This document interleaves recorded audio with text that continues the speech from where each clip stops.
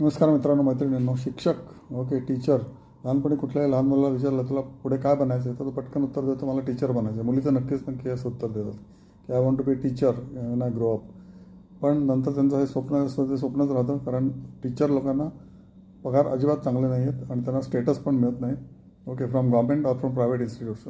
बऱ्याच नागपूरकडच्या किंवा विदर्भातल्या ज्या शैक्षणिक इन्स्टिट्यूट्स आहेत किंवा सगळ्या भागातल्या भारतातल्या पगार देताना 50%च पगार देतात. ओके, सही मात्र पूर्ण पगारावर घेतात, असं मला बऱ्याच लोकांनी सांगितलं. अजिबात ते चित्र बरोबर नाही आहे. ओके, तुम्ही मुलं घडवायचं काम करतात टीचर, तुम्ही त्यांना असं शॉर्ट चेंज कसं काय करू शकता? कारण इंडियात सर्रास चालू आहे. नवीन गव्हर्नमेंटने गेल्या 10-11 वर्षामध्ये याच्यामध्ये काहीही चेंज केला नाही. खूप भयावह चित्र आहे. टीचर्स जर चांगले नसतील तर चांगली पिढी कशी बनणार पुढे?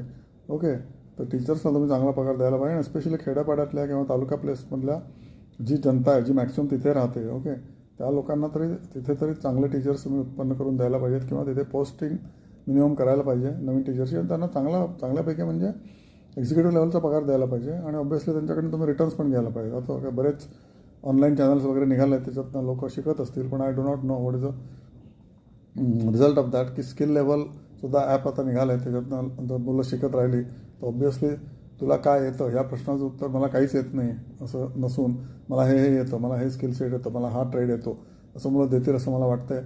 पण भारतामध्ये टीचरचा पगार टिपिकली 15,000 ते 20,000सुद्धा नाही आहे. म्हणजे बेस्ट टीचरला मला वाटतं 30-40 हजार मिळत असतील पुण्या मुंबईकडे, ओके, पर मंथ. आणि not more than that. College टीचर्सला मे बी चांगला पगार असेल बिकॉज ऑफ UGC कमिशन वगैरे.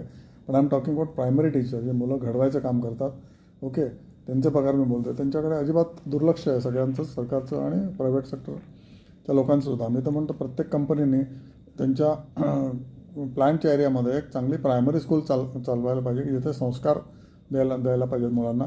बाहेरच्या कंट्रीजमध्ये हे चित्र चांगलं आहे. ओके, तिथले पगार बघूया आपण कसे आहेत. तर जर्मनीमध्ये वर्षाला $91,000 मिळतात. ओके, ऑस्ट्रेलियाला $73,000, USA मध्ये $68,000, स्कॉटलंड 62,000, पोर्तुगाल पण 91,000 असे. नंतर ब्रिटनमध्ये $54,000, ओके, फ्रान्समध्ये 52,000, इटलीमध्ये 49, ग्रीसमध्ये $31,000 मिळतात पर इयर. आणि भारतामध्ये किती मिळतात?